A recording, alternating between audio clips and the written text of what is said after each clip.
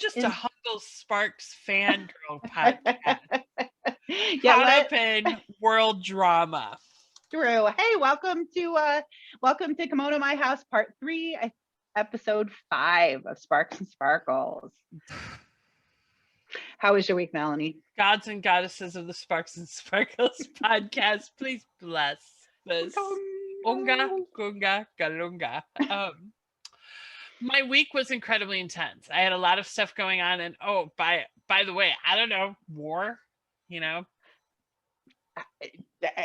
Gosh, you know what? I can't believe we're talking and I haven't. Yeah, you know. All right, so let's break. So what do you got today? Oh, I have. Okay. Now, you are of Italian descent, so I'm assuming you're fluent, right? Lunaria, ancestrale, Pinot Grigio sparkling biodynamic Brunaccia. I had it last week for the recording we didn't do. And I ended up drinking it, and it was really wonderful. Good. So it's a sparkling Pinot Grigio. It's a sparkling spumante Pinot Grigio. It's very nice. I got it. I live very close to like an organic co-op, so I had run around the corner very quickly last week and picked this up. But then I came home from the pub and I was like, okay. So then I had to get another one. And so here we are. And excellent. Now I'm going to open this. Well, today I have some Californian Chandon. Oh, nice. Rosé. Californian wine. I've been to Chandon. I think I've been to Chandon. Oh, yeah, I have. I've been to Domaine Chandon. Yeah. What struck me is I spent a while since I've even gone to the store, but they changed their label. This is like a new they've made it slightly classier, I would say. It's classier. Is it? I think it's classier. Mm-hmm. Well, I think it's a little trashier. But no, I'm just kidding. No offense, Chandon. Send us all the free wine that you want. Yes. Anyway, yeah. So now let's commence the popping of the corks. Oh no, I can't get this. Oh, come on. This happened last time. All right, let's see how quickly we can both get our wine open. I can't get this. I'm there.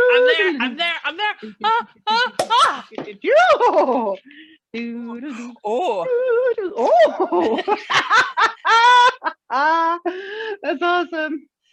That's for the OnlyFans out there. Hope my parents weren't watching that. Oops. For my OnlyFans, that was Beethoven's, I think, Waldstein Sonata. Waldstein. No, yeah, I mean, if ever there was a week where you need a fucking drink, it's this week. Sorry, doggy. Okay, now the doggy is concerned. Now she's not concerned any longer. Oh, yeah. Hell yeah. This is, yeah. Cheers. Well, I even have my Nick vape out. Like, that's how much I was like, oh, man, this week. It's wartime. Hello, citizens. Welcome to the Sparks and Sparkles military report. Who lip sync shit? I like semen. Yeah. All right, we got it. Sorry. Hello, sailor.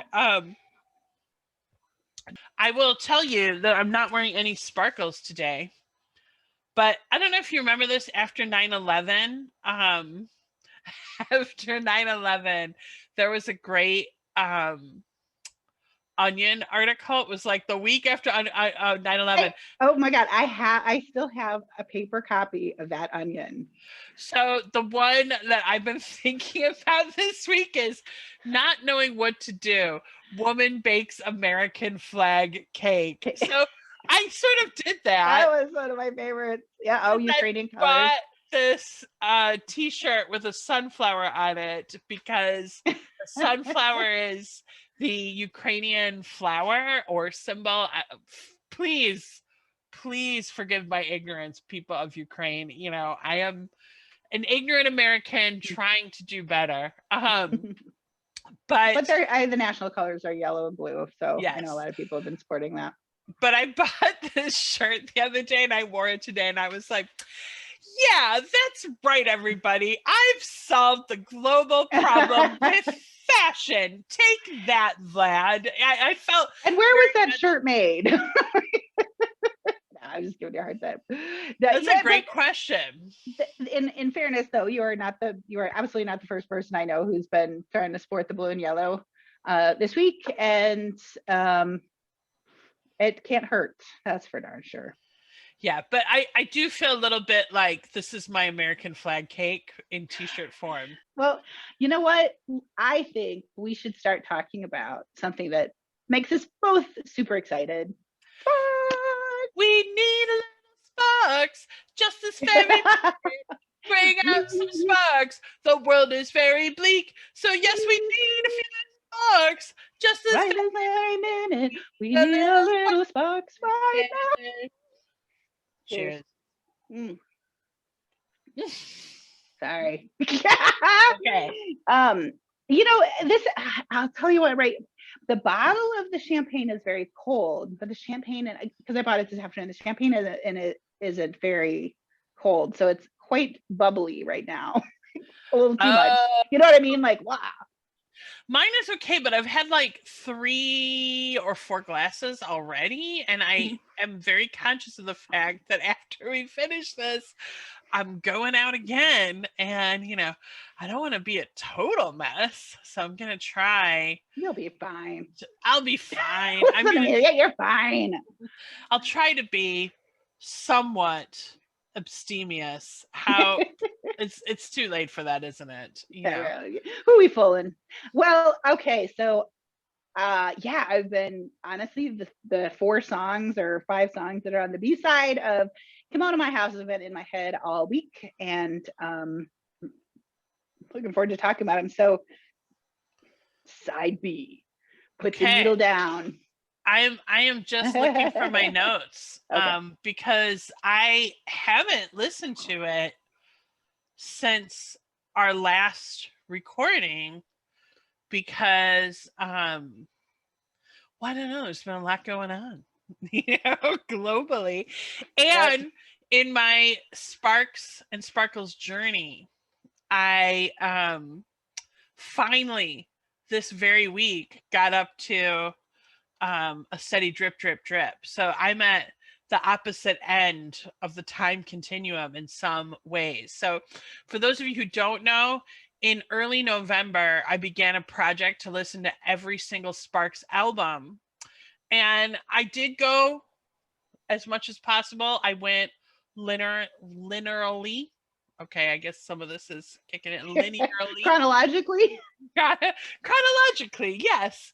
But I let myself, like, if I gave it a few listens and I was like, okay, that's fine, I moved on to the next one. If I really fell in love with the album, I could stay there for like 2 weeks or something. So from about November 5th or thereabouts to March 1st, that's how long it took me to get through 25 Sparks albums. And then I realized I still have a net. So like I'm not even done. But I was thinking to myself how much they've changed in that time, and yet I still feel like all of the Sparks details were there. So let's talk about Hasta Mañana, Monsieur, because this will cheer me up a bit. I mean, I'm just a little bit blue because of world politics, and everybody knows that. But Hasta Mañana, Monsieur is one of my all-time favorite Sparks songs. I knew it. How did you know? Well, we've talked about this before. I thought it was just you knew me so well. Well, I will say that in our previous conversations on the podcast, I did suspect that this was probably your favorite one of the album, just on some of the stuff we talked about. And anyway, go ahead. I want to hear all about your journey with this song. It might be my favorite on the album. I'm not 100% sure. It's kind of a tie between this and another one on side 2, which we'll get to.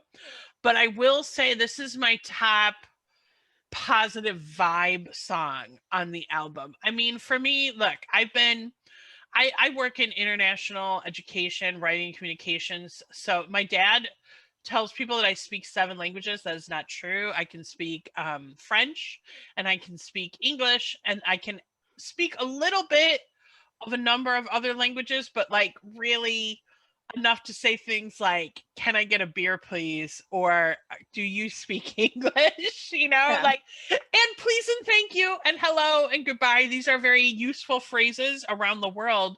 But, English is a global language anyway, which means wherever you go, someone probably does speak it. But I love the play on words with this. Mhm. I love that it starts very gently and then suddenly the piano and the guitars and the rest of the instruments come in. To me, and this is actually something I really love about Sparks, to me, they are a very joyful band. I I'm not saying every one of their songs is cheerful because that is not the case, but there is definitely a joy of playing and a joy of creation that I feel does come through in many of their songs.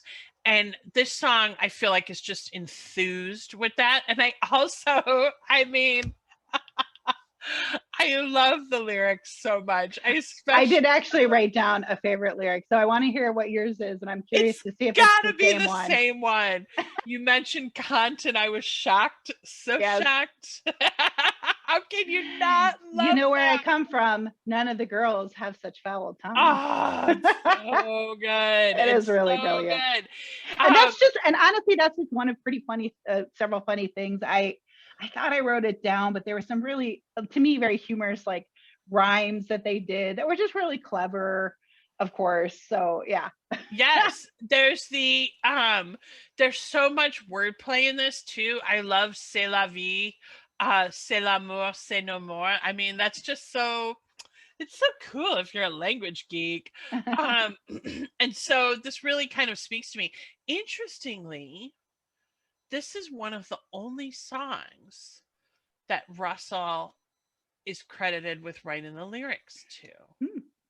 That there may be more. I apologize to Sparksians who know a lot more about this than I do.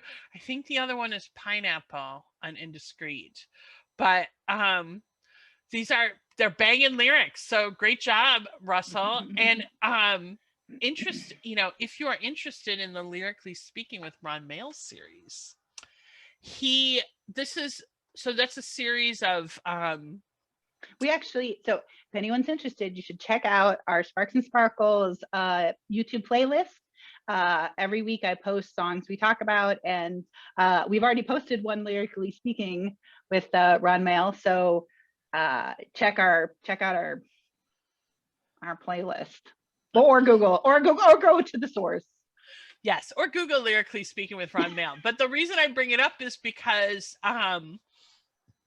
this is the only Lyrically Speaking that had a special guest star of Russell Mail reading out the lyrics. And he, that cut line, he does it really well. So it's, I mean, of course he does, because he's Russell. And speaking of Russell, and he's been singing it for 20 years. 30 years. Right. He could probably sing it. I would like to say he could probably sing it in his sleep, but that's probably untrue, because there are just like hundreds of how many songs are in there?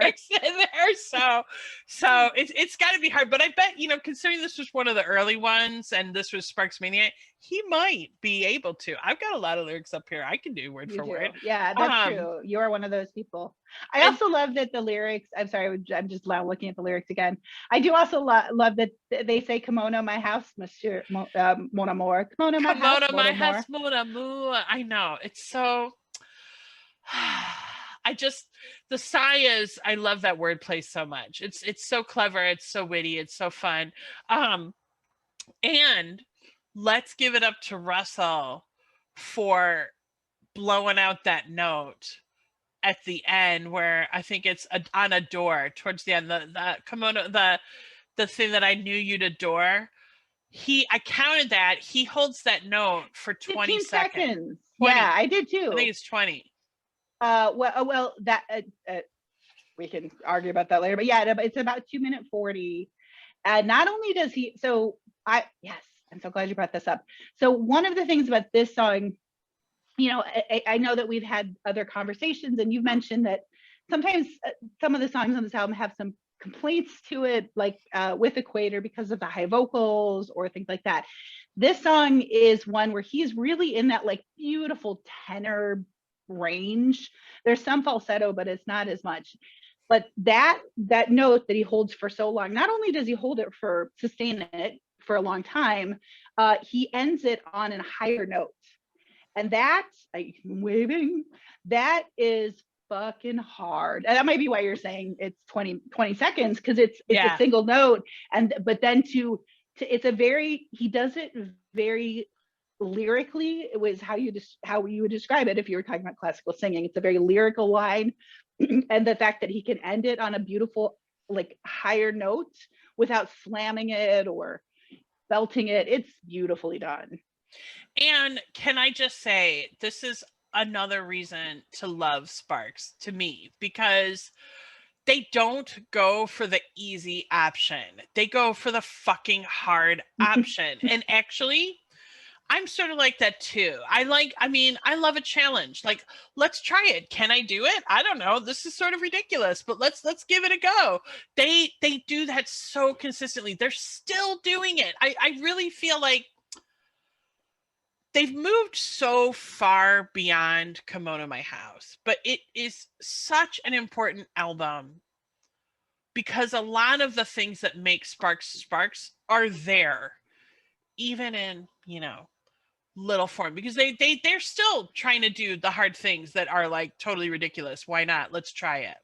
I mean, I would say before that, when I listen to Woofer and Tweeter's Clothing, it has so many elements. Like it has so many elements that you then see them delve further into in the Kimono trilogy, or whatever you want to call it. I don't know what it's termed that way, but I consider it the Brit trilogy. Okay, yeah. Propaganda, Indiscreet. And there's so many of those nuggets in the Woofer and Tweeter's Clothing. I actually am looking forward to talking about that album because it is really interesting to me. That's interesting. I have not listened to it in a while, and I will just say about those first two albums, the Sparks Half Nelson album, which is their very first album, and then Woofer and Tweeter's Clothing. I really like both of them. They just feel a lot less commercial than Kimono feels, and that sounds like a diss. I get, but it is totally not. It's just Woofer and Sparks Half Nelson, they feel much more experimental. Like they're just, which makes sense. These were young guys playing around. They went to art school. Like they do a rock cover of Rodgers and Hammerstein's Do Re Mi. I mean, it's like you're right. I will say it's neat to listen to now that I'm a little more familiar with some of their, especially 70s music. And again, I mean, this is another reason why Sparks are so brilliant as musicians, but as I said on the previous week's podcast when we were talking about how this album got made, I don't know the whole story, but I'm sure that they did feel this pressure that they had to create an album that would be commercially receptive, and they did it. They managed to create an album that's just full of these short pop bangers, which is Kimono. Okay, I am so glad you used the term pop banger. Okay. It has a little bit to do with the next song, which is Talent is an Asset, but I want to talk about pop banger for a second. Okay. Do it. Hasta Mañana, sure. Excellent song. Hasta mañana. Hasta mañana, monsieur. Okay, so I'm so glad. It's such a great lead-in. So when we've been talking about this album, there have been several times where you've used the term pop banger, or it's a perfect pop rock album, and I've said, in my opinion, it doesn't become a rock album or a pop album until Talent is an Asset. I think it's a rock album prior to that, and I have some reasons now. But then the more that we talked, and I saw someone recently use the term. Oh, I think I was listening to Music You Can Dance To, and looking at the YouTube comments, and somebody said it's a real. Chicago. They said, oh, it's a real pop banger, and I thought, maybe that term pop banger is just it's a different subgenre or flavor of pop music than how I think of just traditional pop music. So okay, I want to dig into that. So, and I don't know if the pop banger is really a term much used in the US. I think it's more frequently used in the UK. Yeah, I'm just trying to make it a thing here. I'm trying to make fetch it's happen. Great. Yeah, straight ahead. So, okay, so talent is an asset is, I think, my favorite song on the album, next to the one we haven't talked about yet. Oh my God. Again, this is one of my lesser liked ones. Let me tell you why. Okay. We've been having clever wordplay. We've gone to Bavaria. We've gone to heaven with Romeo. But all of it, we've gone to France, I think, for us. We don't know where. We've gone to some country where their leading exports are textiles and iron ore. Which is another great line. But anyway. So the reason why so for me, the definition of like a pop song is, and this might not be right, but it's a song that emphasizes either the 2/4 beat or the upbeat of a song, of the rhythm. And I'm real brief on what the hell I mean by that. So if we skip ahead to Complaints, when I was less drunk, I could do this real easy. So Complaints is a good example of the use of having a heavy downbeat versus accenting the upbeat. And they do it in two different ways. And Talent is an Asset does it a little bit, but in Complaints, they go like, nothing in the world is perfect.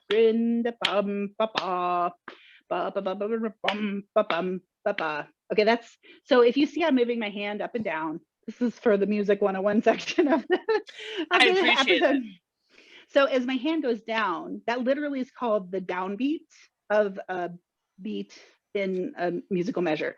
And when my hand hits up, I'm going to say at the top of my screen, that's the upbeat. Okay, so I'm going to try to do it where I'm going, no, I can't do it like that. So Complaints, bum, ba bum, ba ba. But then they switch to an accent on the upbeat. Complaints, it's my so they're going complaints, it's my department. Yep, got it.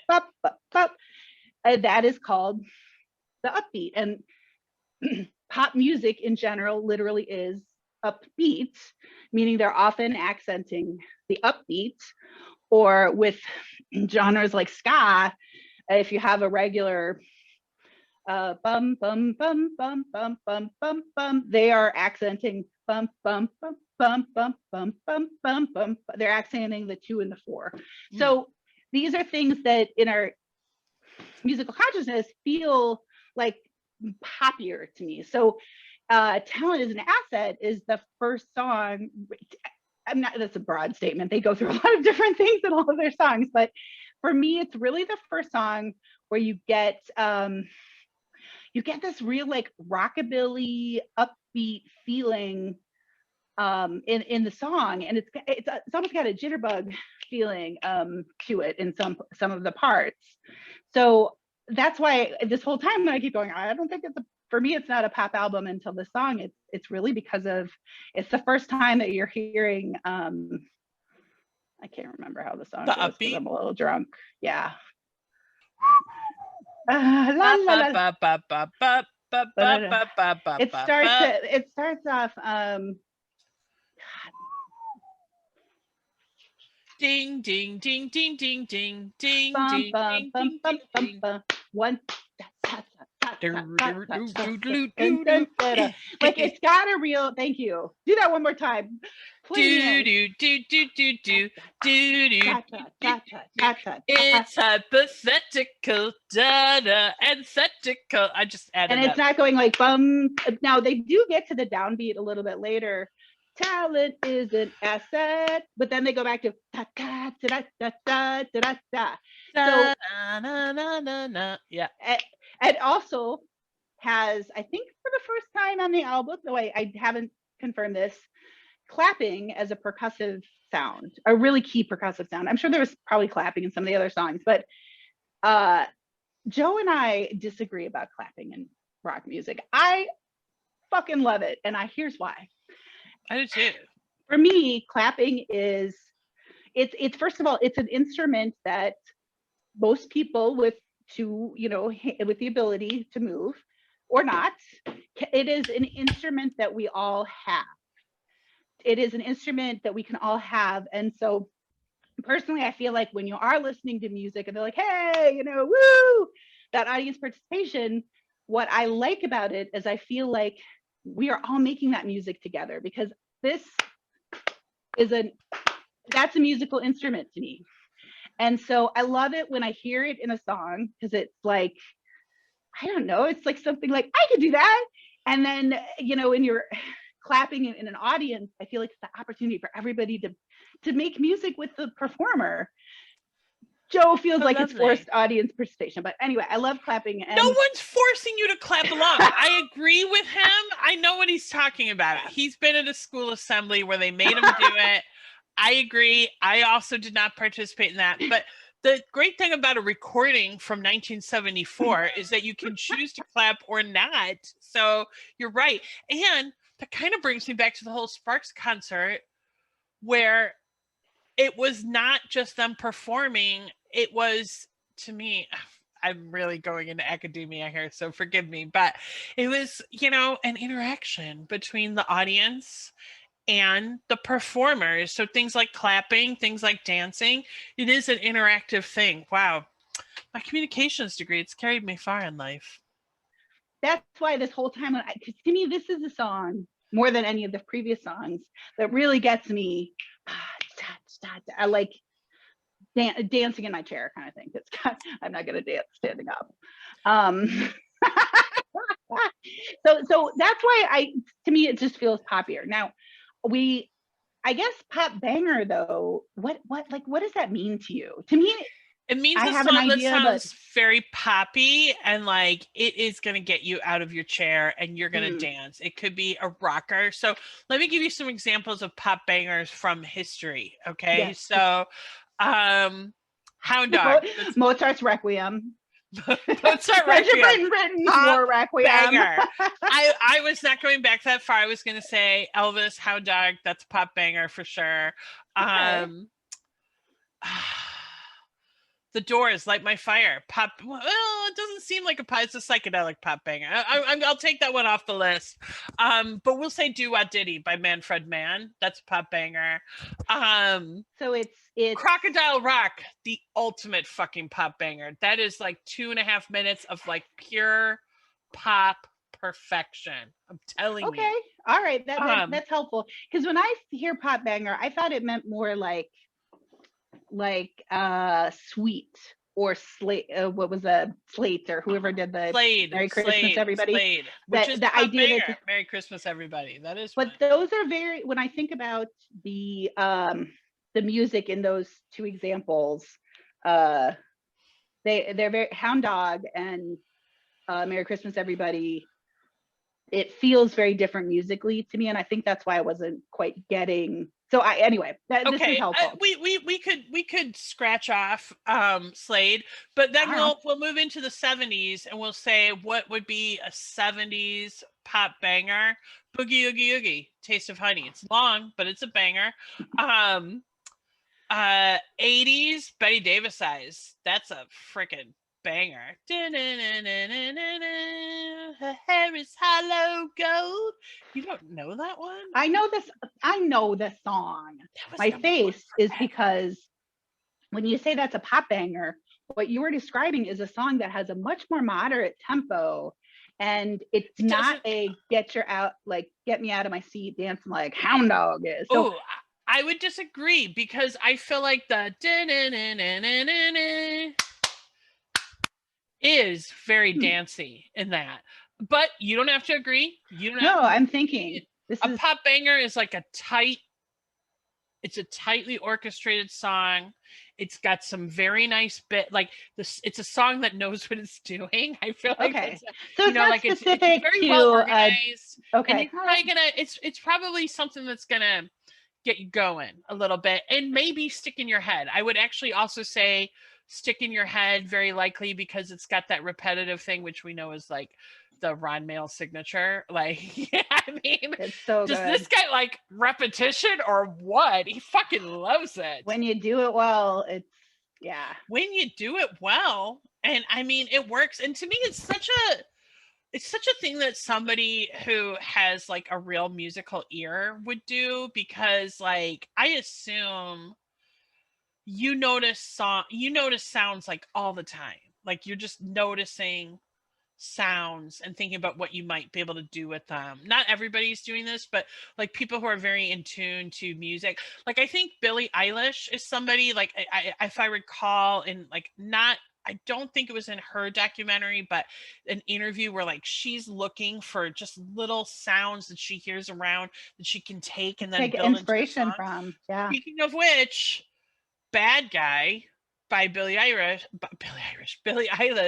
is a pop banger, but it's a very 2020s pop banger because it does not follow the same trajectory of, say, a Hound Dog, which is very different in style. And in fact, there is a musicology theory that what is happening in pop music is really changing. It's moving away from this sort of like verse chorus to a different style that I think you do here in Bad Guy by Billie Eilish. I do know her name. She's a lady. Work okay. Bitch. That's another pop banger. Okay. All right. I buy that. So by the way, we should have a very special episode about Lizzo, but not for another day. Yes, Truth Hurts. That's a fucking banger. Fucking banger. All right. So I didn't even know her. I think maybe it's not a term that resonates with me as much. But I really do, that was really helpful. So anywho, so this is a very, like I said, this is the first time that we got, people jitterbugging in the background. And then the lyrics are, I mean, again, this is a very theatrical piece to me. I would stage it as like probably a quartet or a quintet, and I would have the two, grandma, auntie, and an old uncle, and then the mother. It's a very theatrical to me song. I love that we're thinking of Talent is in Kimono My House, the musical. I know. There's no small parts, only smaller parts, only small paychecks. So that I really love. And then I was reading something about it. It's like, well, it's a bunch of puns about Albert Einstein and physics, and that is just so many layers, layers. It's so Ron Mail too. Yeah, to do that in a song. Yeah. And actually, can I just say, is the song about Einstein, or is it about the Mail brothers? Or because there's a lot of genius, you're a genius thrown around to those dudes.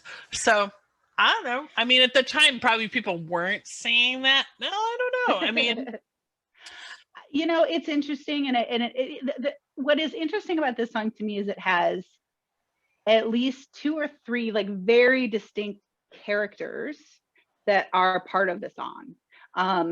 Because there's a part where it's sort of like, go away, Albert's mother said to me, like, so you got like the mother character, the Albert character, and then these relatives who are literally singing like we're his relatives, but not to that tune.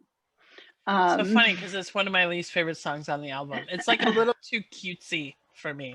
I can see that. So, but for me, it is, like I said, it's really when I first start dancing in my chair. I'm dancing right from amateur hour, baby. And also, well, that's fair. This town. The amateur hour, just like it rocks out. So anyway, complaints. So, I like Complaints. I didn't like it at first, but now I really like it. And I think because I was thinking about how do I frame up this whole, accent on the upbeat. And I kept focusing on talent as an asset. And I was like, oh my God, the song right after this is a perfect example of ba ba ba ba ba versus da da da da da da da da da da da da. To me, again, I feel like this is one of the weaker songs on the album, but I mean, it's not weak, okay? Like for another band, this would be their best song on their album. Like this would be the best one. It's just this album is so good that like even a really good song you're gonna say, oh well. I mean, to me, I'm sure there are people out there like it's very funny to me talking to you about talent as an asset, which like that's one I will skip a lot because it's just a little too repetitive for me. But complaints, to me, complaints. I love the guitar solo that happens towards the end of the song, and in my mind, in my musical for Kimono My House, I can see this song blaring out of the transistor at my cool Super 70s party where I'm drinking ball bangers and taking a Quaalude or something, But yeah. But for me, complaints, it suffers a little bit for me from what I call the Abbey Road syndrome, which is just my own syndrome. Okay. Like I have so it's not a syndrome. This is a Melanie Johnson Cave syndrome. All right. So I love Abbey Road. I think Abbey Road is just like a brilliant album. But on side 2, there's a couple songs where I'm like just really waiting for them to get to the end, because I know the end is coming and it's so good. So like I'm just like, all right, let's move on. Equator. I don't need Octopus's Garden. Let's go. Few of us need that. So complaints feels like that a little bit to me. It feels like, okay, I just want to get to, because I also really like In My Family. And well, I fucking love Equator. We have plenty to unpack. For me, in many ways, Complaints feels like a real glam rock song. Yes. And the reason why, 70s. I think, for me, the reason why is that slightly 50s throwback. So, every 20 years, everything is becomes popular again. Like it just throughout my lifetime, we see that in the 70s, there was like, oh, let's use references from the 50s. In the 80s, by the 90s, by the time we got to college, I think that we went through a very unique point in time where we had grunge. And yes, it was a throwback from punk, but it was a pretty new thing in many ways, as opposed to at that time, what was also really popular? Bootleg jeans / bell bottoms, payback in style, and disco made a huge resurgence in the early 90s. So my point of this is, you're disco, like, I was going to say, disco has never gone out of style for me. Like never. I will be in an old person's home getting down to Sister Sledge. I'm pretty sure of it. But I think that record sales increased again. The music, it was played a lot more. Anyway, my point of this is that one aspect of some glam rock songs are this kind of 50s feel. You mentioned Crocodile Rock earlier, and I think that's really, really classic example. And can I just say that my dad, DJ, one day we will have him on this program, JJ the DJ, he has said that when he hears, because he loves Crocodile Rock, and he has said when he hears it, he can hear Freddy Boom Boom Cannon, who was like a 50s, 60s, I'm sure I'm getting it wrong, I'm sorry, Dad. But he was before I was Ukraine! But anyway, but so that's what he said. Yeah. He hear that influence every time he hears that song. Yeah. So that I would say that's another reason why I do like this one. It just feels very glam rocky to me. And I know whether it is that or not, I don't know, but that's sometimes a hard thing to pinpoint. I think that's probably why I feel like it sounds very 70s to me, because I think it is that. I'm just looking up when Freddy Boom Boom Cannon was doing his thing. Is Freddy Boom Boom Cannon still alive? I bet he is, actually. Yeah, he's rocking. Years active, Yeah. 1956 to present. So no, we were not wrong. Late 50s, yeah, late 50s, early 60s. By the way, fun fact: when I was a child, I personally felt like my dad would torture me with Freddie Boom Boom Cannon songs as we drove on car journeys. If I hear "Way Down Yonder" in New Orleans ever again, it will probably be too soon, but I do like Palisades Park, which is also Freddie Boom All Boom right. Cannon. That one will go on our playlist. Okay. That's awesome. It's so funny you say that. My dad used to torture us with Sousa, like the John Sousa and polka music. So that is the purview of moms and dads in the world. Yes. And we're all the better for it. The other song, if we just want, I just aside songs that I felt like my dad tormented me with, Marty Robbins, El Paso. Oh You know yeah. that song? Oh, Like, I know the three songs. I'm a huge Marty Robbins fan. well, I was about to say, like, he used to play that song, and I was like, oh my God, this is like the world's It's most long. depressing song. Like, All of there's a line in there, like, a deep burning pain in my side. side. And You know, now I fucking love that song. And I am like, Jack that's so Johnson, you did funny. this to me. I mean, look, there are lots of times I am listening to things that like most people my age would not be listening to. And I know it is my father's influence for sure. So, Yeah, me too. My dad always liked classical music. My mom liked more pop music, and we read a lot of books out loud in the car, and we sang a lot of Christmas carols in the car. So that's I so think all of cute. those are why I'm now listening to the complete works or the complete Sherlock Holmes series I on can dance Audible. like Sherlock Holmes and I can sing like Sherlock Holmes, but I can't be Sherlock Holmes. That will be discussed on another episode of Sparks and Sparkles. Man, you are so amazing at Lyra. Your recollection is really amazing. Right now, there is some sort of Time Life magazine in the supermarkets that says Sherlock Holmes. Every time I see it, I think of Sparks, which just says, I'm obsessed. That's all it says. That's what it says. I was using my hands as a musical instrument. All right. Should we move on to the. Yes, in my family. Oh, Well, in my family. yeah, we do want to talk about this because this song is I go back and forth on whether this is.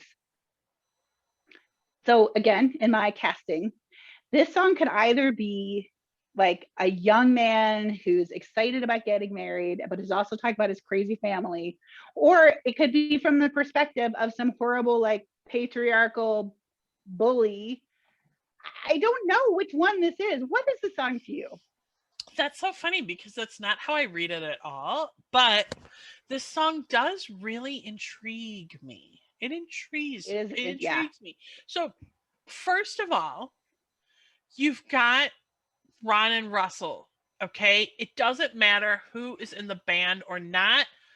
Sparks is really Ron and Russell and whoever they've decided to record with. And by the way, can we just say, like, obviously for Kimono My House, they were very fortunate to get this band. I mean, this band is so incredibly tight. They are amazing.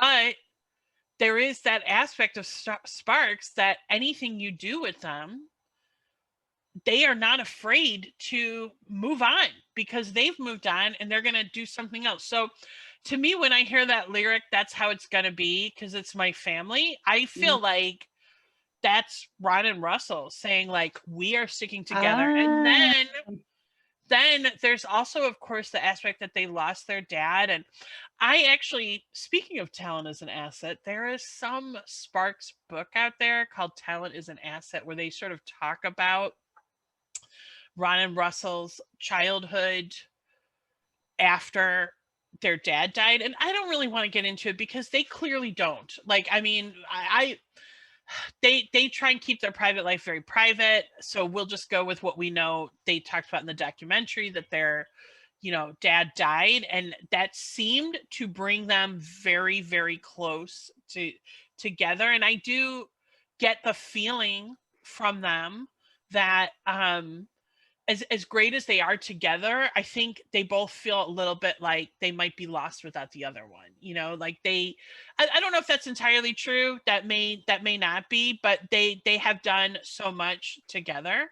But one thing that because I watched the documentary for like the fourth time a few weeks ago, and the Alex Capanos from Franz Ferdinand and FFS said that he feels Ron sort of slices open his heart and says here with his lyrics, which is what good art does. Actually, good art does kind of do that. So to me, I mean, I'm sure 2022 Ron Mail is braver about doing that to some extent than, well, maybe not. I mean, your frontal lobe is not fully formed until you're 25, so maybe not. But But he's it like seems 75 now, right? He's right. been there. It's frontal lobe. No. My point is frontal lobe, like before your frontal lobe is fully formed, like that's where all of your higher processing and sort of like, is this a good idea decisions are. So it makes a lot of sense when you look at sort of the risk taking that, like, let's say 17 through 21-year-olds do compared to someone who's above the age of 25. So I'm assuming that he's braver than he was then, but that bravery seems to be there now. And so I just wonder if that is what inspired the song, and if not, it just feels very prophetic to me because it's definitely what they did. like you know that that's like how it's that gonna be. I never thought about that, but you're right. It's a very it's very direct. It is acknowledging the crazy branches of the family tree, but that it's I'll protect them until I'm swinging from that same family tree. Yes, I do love gonna hang myself from my family tree. You know, I can see why Morrissey lyrics. liked this album. That feels like a very Morrissey line to me. Yeah, that is, I have to say, when I hear that lyric song, every time I'm struck by it because it's like, it's so depressing, but also oddly joyful as well. And yeah. So this one gets in my head every once in a while. I think it's got a pretty good hook. And I don't know why, but I wrote in my notes here that after reading the lyrics and then reading the lyrics of all the other songs, I was struck by how many references there are to like atomic bombs, hydrogen bombs, atomic physics people. Physicists? Yes, thank you. Thank you. That's the one. I haven't read here. Atomic bombs, Hiroshima. I mean, I don't know, like, so timely. Maybe this may have been influenced a little bit. Hi, Rob. Special guest, Rob Cave. Yeah. That's how it's going to be, because it's my family. I may have been a little drunk by the time I wrote that. So, anywho, that's a little tidbit that I had on there. But it's a good song, good tune. Now, drum roll, please. Before we start, Melanie, let me read you the notes. I have only 3 notes, and the first one says, "Holy shit, where do I begin?" Oh, really? Let me tell you what I wrote. I wrote all caps, Equator, Equator, Equator, Equator. Ah, yeah. I mean, Equator, Equator, Equator, Equator. Yeah. I don't think I'm hitting Russell's note, but maybe I am. No, you are. I think you're in the right key, right pitch. Yeah. No, you have a very good ear. You almost always are in the right same, probably more than I am. But that's what I wrote. I wrote all caps, Equator, Equator, Equator. And also the other thing I was going to say is I do think Ron and Russell like to put a very strong opener on all of their albums. I think I'm sure they think about the track list and they think about what they want to open with. That makes sense. Sure they do. And there's no doubt that This Town is incredibly strong as a song.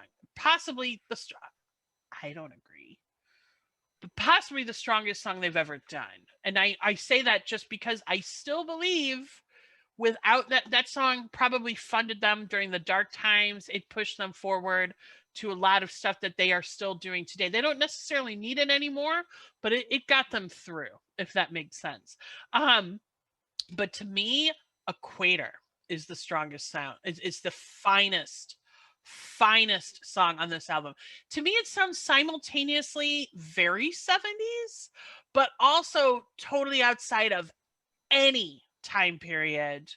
And I love, well, I thought it was a sax, but it's actually not a saxophone. I thought it was a tenor sax.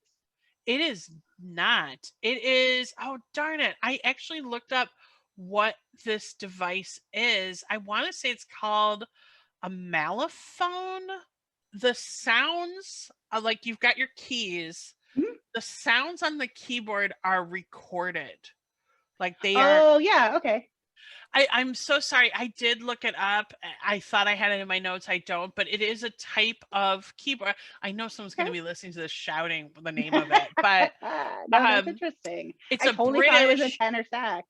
It's not. I did too, but it's not. Yeah. It's keyboard, Cool. which makes it even more impressive to me, actually.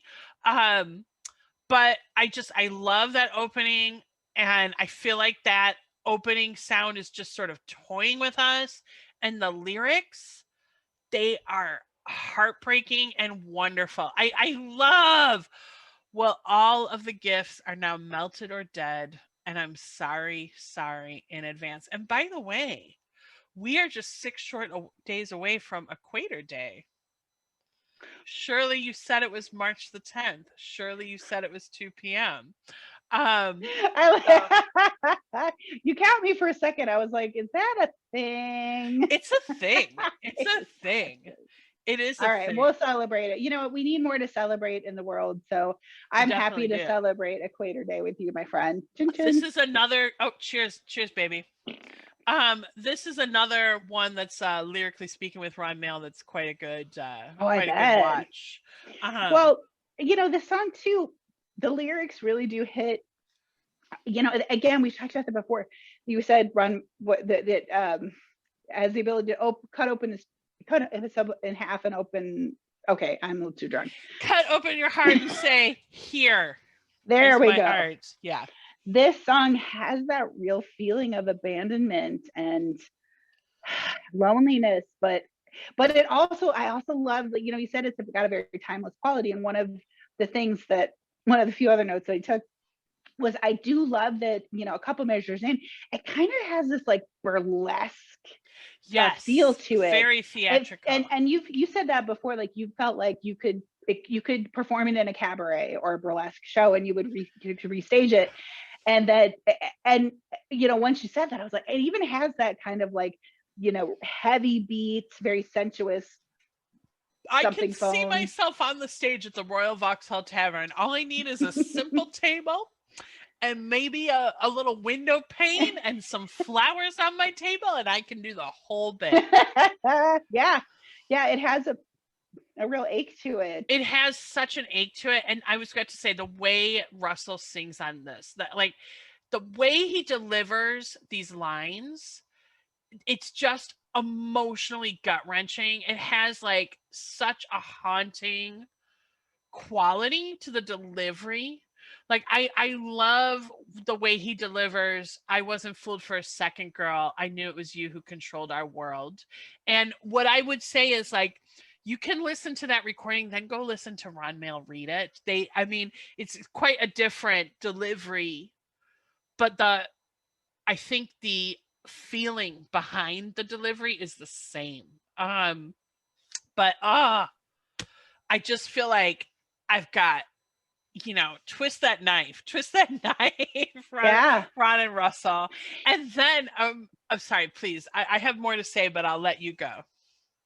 You know, my comment is a little bit more about towards the end of the song, so go ahead. Well, that's perfect. So I will just say that ending, the first time I heard this was very early on in my journey through all of the Sparks albums, and I actually was working on something. I've subsequently learned, don't put Sparks Yeah. albums on when you're trying to work, No, because I you learned that won't the get hard way too. anything done. You'll start thinking about the lyrics. You'll start singing along, like it'll all just fall apart.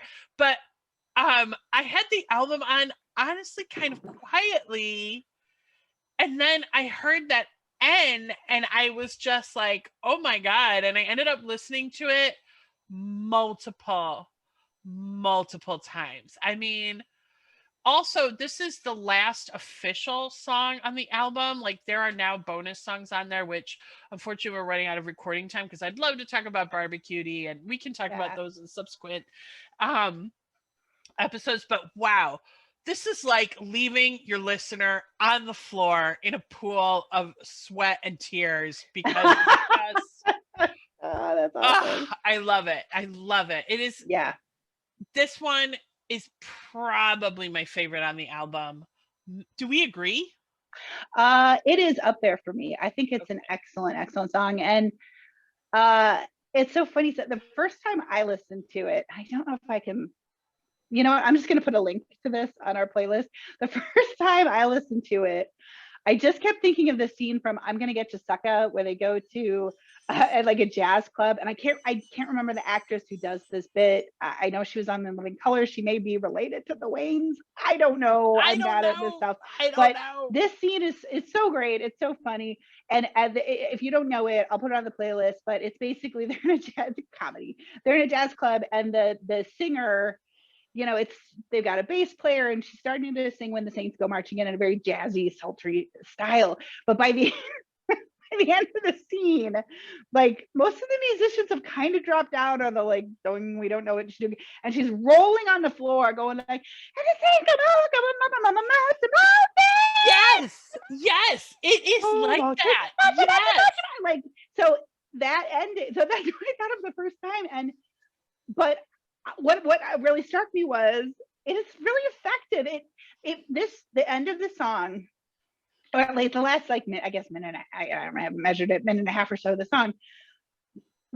I've talked about the fade outs versus the hard ends on the songs in this album. In fact, I forgot to mention that Asa Manana Mashura has like a 30-second, no, is it 30 seconds? It might be longer than that. What did I write? A really long fade out.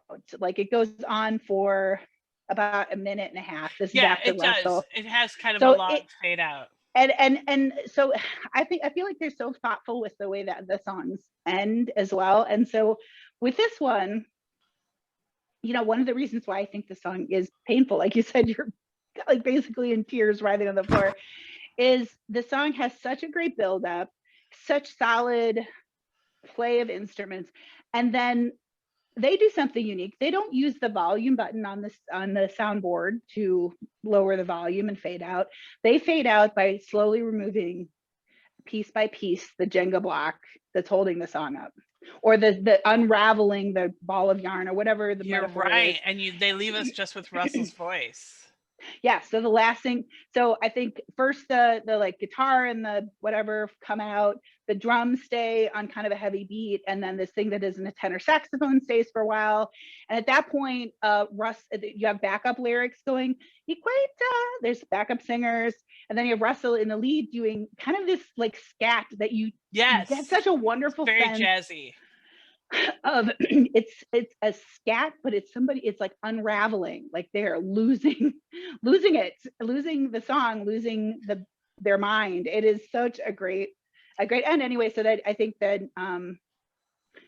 tenor sax thing comes out, then you hear just drums and the two vocal sets, and then the drums drop, and you have like a measure or two of just a cappella, the lead singing, and then the backup singing, and that's the last thing you hear, the backup singers. And I just love it. I thought it was great, and it did make me chuckle as I thought of I'm Gonna Get You Sucker. Well, I was gonna say, you know, talking about that description, it just is another testament to the bravery of the Mail brothers to go there. That was the end of the album. That's the end of the album. it's not a pop banger. It's something completely different. It's basically performance art to some extent.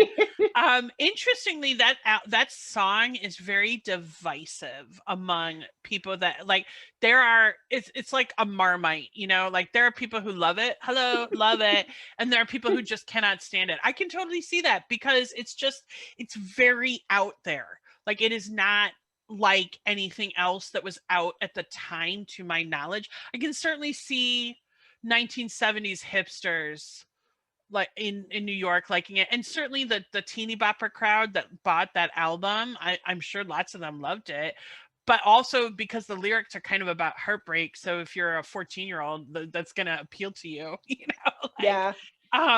But yeah, what a way to leave us. So, you know, we know there are bonus songs. I believe we will get to some of the bonus songs, but Yeah, they're great. we're But going to yes. take the needle off the record now. I mean, that was just, you know, it's funny. This is what I mean about Sparks. Like, there is something joyful. There's something, even their name, Sparks, there's a little bit of light in a dark time. I feel better just having drunk a Better. few glasses of sparkling wine and chatted with my bestie about Sparks. So fun. You know, all right, we'll get one more Cheers. time. Chink. Cheers. Boy, this has been so fun. I'm super excited to continue to talk about Sparks, and thank you all for listening. Subscribe to us on YouTube if that's your thing. If not, that's cool. Where you can download the audio version of our podcast and check out our playlist. On that note, this has been great. Thank you so much for listening. And Melanie, welcome. Hang in there. You too. Hopefully we'll all be in a better place next week. War is over if you want it. Peace. Bye.